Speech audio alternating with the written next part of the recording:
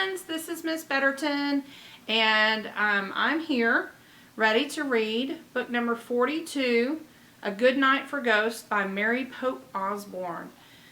We love our books, and I've got my stack of books here. There's a few I've still got to go buy myself, but I've got this one for right now, so here we go.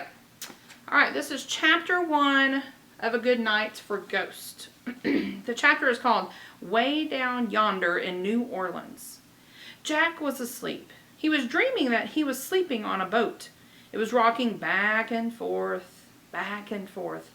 Jack! Jack opened his eyes. It was just getting light outside. Rain was tapping against the window pane. Tappity tap tap. Jack closed his eyes again. Jack, get up! Jack opened one eye and looked up. Annie stood next to his bed. She was already dressed. She was even wearing her raincoat. "They're here," she whispered. "No, they're not," said Jack. He closed his eye. "Yes, they are," said Annie. "They're waiting for us." "How do you know?" Jack asked. "I dreamt it," said Annie. "Oh, you dreamed it." Jack turned over and pulled the covers up over his head. "Go back to bed. It's really early and it's raining." "Come on, Jack," said Annie. "I saw them. They were wearing their cloaks and looking out the treehouse window."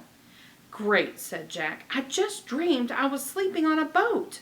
"But my dream was real, Jack," said Annie. Jack pretended to snore. "Okay," said Annie. "I guess you want me to go there all by myself. You want me to have a great adventure while you just lie here dreaming about sleeping? If that's really what you want, I'll leave you alone." "Good," said Jack. "Have fun."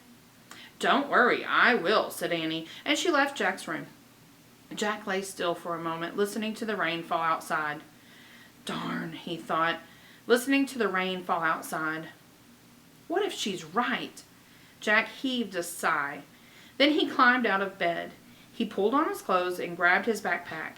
He slipped down the stairs and put on his rain boots and raincoat, then headed out the front door. Annie was standing on the porch waiting for him. "Ready?" she said. Jack just grunted. But as he and Annie took off into the cool, rainy dawn, he woke up completely. As they charged up the sidewalk, Jack's heart pounded with excitement. By the time they headed into the Frog Creek woods, Jack felt like he'd dream Annie's dream too. Raindrops tapped on tree branches. Jack and Annie scrunched over fallen red and gold leaves until they came to the tallest oak. Jack looked up. "Ta-da!" said Annie. The treehouse was back, and Teddy and Kathleen were dressed in their dark cloaks, looking out the window. There's a picture. There's the treehouse. I don't know if you can see that. "Good morning," called Kathleen. "We dreamed about you," said Jack. "At least Annie did." Teddy and Kathleen smiled, as if this news didn't surprise them at all. Annie and Jack started up the rope ladder. When they climbed inside the treehouse, they hugged the two young enchanters. "Welcome," said Kathleen. Her beautiful sea blue eyes sparkled. "Do you have a new mission for us?" said Jack. "Indeed," said Teddy, smiling. "Just like last time. Merlin wants you to help a creative person bring his gifts to the world. And this will help you," said Kathleen. She pulled a book from her cloak. "Great," said Jack. He took the book from Kathleen. The cover showed a street parade with musicians playing trumpets and trombones.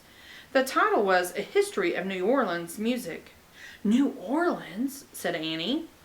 "Yes, New Orleans, Louisiana," said Kathleen. "You will love this city," said Teddy. "Cool," said Annie. "And here is your magic flute." Remember the magic flute they just got? Kathleen picked up a gleaming silver flute from the corner of the treehouse. It was the magic flute Jack had played on their adventure in Vienna, Austria. Only this time, Kathleen tossed the flute into the air. It hovered for a moment, then began to twirl around and around. There was a flash of blue light, and the flute was gone. Floating in its place was a shining brass instrument.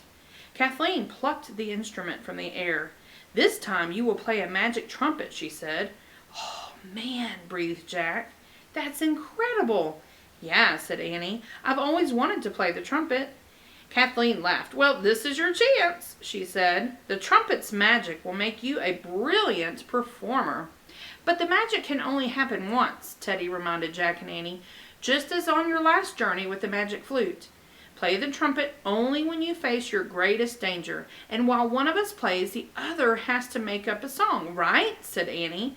And whatever we sing will come true. Precisely, said Teddy. What danger will we face in New Orleans? Asked Jack. Perhaps none, said Teddy, but keep the magic trumpet with you just in case.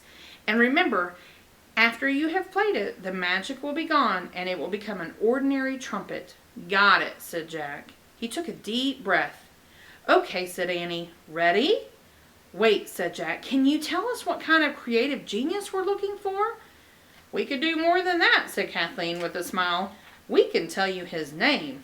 It is Louis Armstrong. Louis Armstrong, repeated Jack. He knew that name. He is the king of jazz, said Teddy. The king of jazz, said Annie. Cool.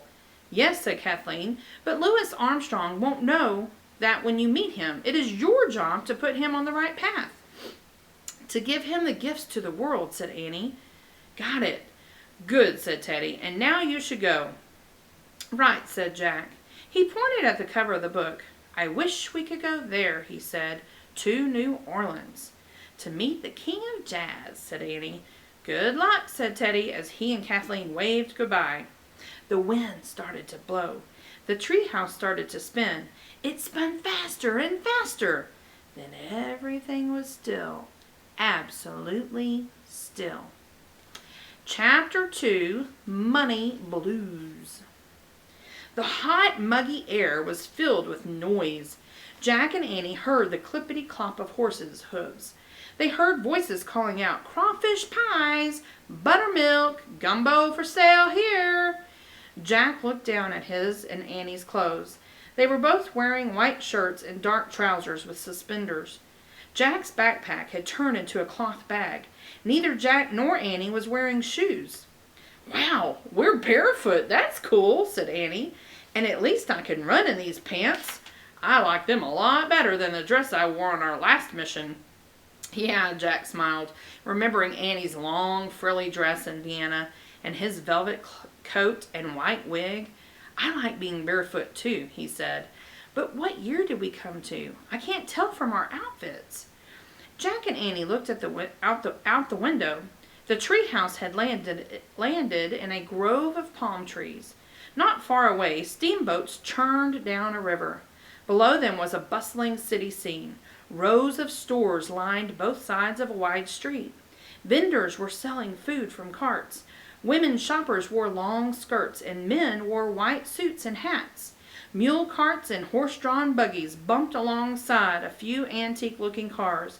Moving down the middle of the street were red and green train cars. Each one was attached to an electric line overhead. This is definitely a long time ago, said Jack. But when exactly? Here's a picture. They're up in that palm tree. I don't know if you can see that. Hopefully you have your own book and you're looking along, reading along with me. I can't tell, said Annie. Maybe our research book can help us, said Jack. I'll look up Louis Armstrong. Jack looked in the index of a history of New Orleans music and found a chapter on Louis Armstrong. He read, born in New Orleans in 1901, Louis Armstrong grew up to be one of the greatest jazz musicians who ever lived. A photo showed an African-American man playing a trumpet. His cheeks were puffed out and his eyes were closed. Stage lights were shining on him. Thousands of people were in the audience. The caption under the photo read, Louis Armstrong, King of Jazz. So what is jazz exactly? Asked Annie. It's a kind of music, said Jack. Well, yeah, but what kind? Said Annie. Jack looked up jazz in the glossary of their book. He read, jazz began in New Orleans in the early 1900s and was first played by African Americans. It is a style of music that has a strong beat and is played with lots of feeling. Jazz melodies are often made up on the spot. Got it, said Annie. Read more about Louis. Jack flipped back to the pages about Louis Armstrong and read. As a young teenager, Louis Armstrong often performed with kid bands on the streets of the city. Eventually, he played with older musicians in dance halls and developed his musical talents performing on Mississippi riverboats. When he was 21, he moved to Chicago where... Stop, that's all we need, Annie broke in. It is? Asked Jack. Yep, we'll just ask someone what the date is, said Annie. Then we can figure out how old Louis Armstrong is, and we'll know where to look for him. The streets, a dance hall, or on the Mississippi River. Annie picked up the magic trumpet. She tucked it under her arm and started down the rope ladder. I guess that's a plan, murmured Jack. Sort of. He put the New Orleans book in his bag and followed her. In their bare feet, Jack and Annie hurried a short distance to the wide, busy street. A sign read Canal Street. The sidewalks on both sides of Canal Street were crowded with vendors pushing carts and shouting in rich, loud voices, Buttermilk! Buttermilk! Fresh from the buttermilk man! Bring out your bucket! Bring out your can! Shouted a man. Blackberries! Mighty fine! 3 sacks for a dime! Called an old woman. Read all the news! Chase away the blues! Sang a boy with newspapers. Let's buy a paper, said Jack. It'll tell us the date.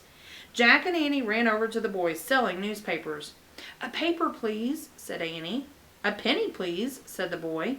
Jack and Annie dug into their pockets. Uh-oh, said Annie. No money. Uh-oh, said the boy. No paper. He started to walk away. Wait, please, said Jack. Can you just tell us what the date is? October 31st, the eve of All Saints' Day, said the boy. You didn't know that? Not really, said Jack. And what year is it? Annie asked. The newsboy scowled. It's 1915. Don't you two know anything? Who are you? Before Jack could think of an answer, Annie blurted out, We're musicians. We came all the way from Frog Creek, Pennsylvania.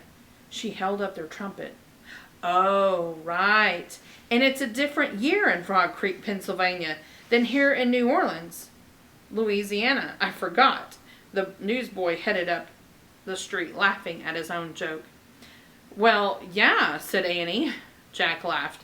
Okay, Louis Armstrong was born in 1901, so if it's 1915, he's 14 years old, said Annie. So that means he's playing with kid bands in the streets. Excuse me, she called to the buttermilk man. Can you tell us where some kid bands might be playing today? Try Jackson Square in the French Quarter, said the man. What's the French Quarter? Asked Jack. It's the oldest section of the city, said the buttermilk man. Catch that streetcar that's stopping up ahead. It'll take you right there. Thanks, said Annie. She and Jack ran up the sidewalk. So I guess those train cars in the street are called streetcars, said Jack. Makes sense, said Annie. Jack and Annie ran to a streetcar stop. They stood in line and then climbed aboard. Oh, wait, Jack said to Annie. We don't have any money. He started to leave. Hey, Sonny, are you coming or going? Said the conductor. Sorry, we made a mistake, said Jack. We don't have any money. Don't worry, there's no fare today. It's the eve of All Saints' Day, said the conductor. Oh, good, said Jack. He and Annie chose a wooden seat near the door and sat down. Could you tell us when to get out for Jackson Square in the French Quarter? Annie asked the conductor. Sure thing, the conductor said. Annie rested their magic trumpet on her lap. Lucky for us, we came here on the eve of All Saints' Day, she said to Jack. Yeah, but what does that mean? Said Jack. As the streetcar headed along Canal, he looked up All Saints' Day in their book. He read aloud. November 1st is celebrated as All Saints' Day in New Orleans. It is a day to honor those who have passed away. Sometimes on the eve of All Saints' Day, people wear costumes and have parties and parades. Considered the spookiest night of the year, The eve of All Saints' Day is a good time for ghost sightings. The eve of All Saints' Day sounds like Halloween, said Annie. It's the same day, too, October 31st. Yeah, said Jack, but what do they mean, a good time for ghost sightings? He kept reading. The city of New Orleans is often called the most haunted city in America. According to legend, the old blacksmith shop on Bourbon Street is haunted by the ghost of the famous pirate Jean Lafitte. Some say that St. Louis Cathedral is haunted by a Spanish priest, and that a hotel on Chartres Street is haunted by Confederate soldiers. There have been ghost sightings in many other places throughout the city as well. Ooh, sounds scary, said Annie. Huh? Said Jack. Well, he slammed the book shut. Forget ghosts. We didn't come to New Orleans to look for ghosts. We came here to look for Louis Armstrong, the king of jazz. Chapter 3. Coal Cart Blues. The streetcar turned onto a crowded, busy street. Lively music blared from restaurants and dance halls. We're in the French Quarter now, and you're the next stop, the conductor said to Jack and Annie. Head down St. Peter Street toward the Mississippi River. You'll run right into Jackson Square. Thanks. Jack put the research book back in his bag. Annie tucked the trumpet under her arm. When the streetcars came to a stop, they hopped off. Here's a picture of them jumping off the streetcar. See that? Good luck playing that horn, Missy, said the conductor. Thanks, I'll need it, said Annie. As the streetcar pulled away, Jack and Annie looked around. Hey, this is Bourbon Street, said Annie, pointing to a street sign. Isn't that the street with the haunted blacksmith shop? Don't think about that, said Jack. Let's head down St. Peter. Jack and Annie left Bourbon Street and started down St. Peter Street. They passed tall, narrow houses painted pale green, yellow, and pink. Vines grew up walls and twined around iron balconies. Alleys led to courtyards with trickling fountains. I like the buildings in New Orleans, said Annie. Yeah, and it smells good too, said Jack. Delicious food smells filled the air. From a mule-drawn cart, an old woman cried out, Waffles! Get your waffles here! Yes, sir! Fresh hot waffles! Jack was getting hungry. Outside of the restaurant was a sign that read, Special. Dinner, 10 cents. Gosh, things are cheap in 1915, said Jack. Too bad we don't even have a dime. Yeah, said Annie. Oh, look, she pointed to a grand cathedral with soaring spires. A cathedral! That must be the place for the ghost of the Spanish priest. Why do you like ghosts so much? Said Jack. I don't like ghosts so much, said Annie. Well, you keep talking about them, said Jack. I'm just pointing things out, said Annie. You're the one who brought up ghosts in the first place. Well, let's forget them, said Jack. He didn't like ghosts. He didn't even like thinking about them. Soon Jack and Annie came to a huge green park with an iron fence around it. A sign at the entrance read, Jackson Square. We found it, said Jack. Outside the iron fence, in the hot afternoon sunlight, small bands of barefoot kids were playing music. Some strummed banjos. Others played harmonicas or long tin horns. 3 boys sang in harmony. A couple of the smallest kids passed around hats collecting money for the different bands. Where's Louis Armstrong? Annie asked Jack. No one here looks like the picture in our book. Of course not, said Jack. The picture shows him as a grown-up. He wouldn't look the same when he's 14. I'll ask, said Annie. She went up to a small girl passing a hat. Excuse me, is there a musician here named Louis Armstrong? Louis Armstrong? You mean Dipper? Asked the girl. I guess, said Annie. Hey, little Mac, the girl shouted to the biggest kid in the singing trio. Where's Dipper Armstrong? Just saw him. He's at the River Cafe, shouted little Mac. Where's that? Annie asked. Down by the river, said the small girl. She pointed beyond the square. Walk down Decatur Street and you'll see it."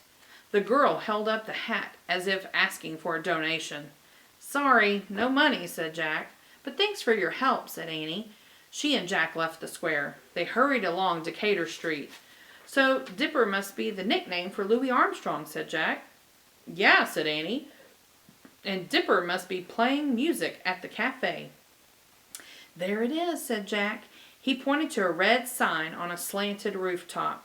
River Cafe, Coffee and Donuts." There's a sign. Whoops, there it is right there. "Donuts, yum," said Annie.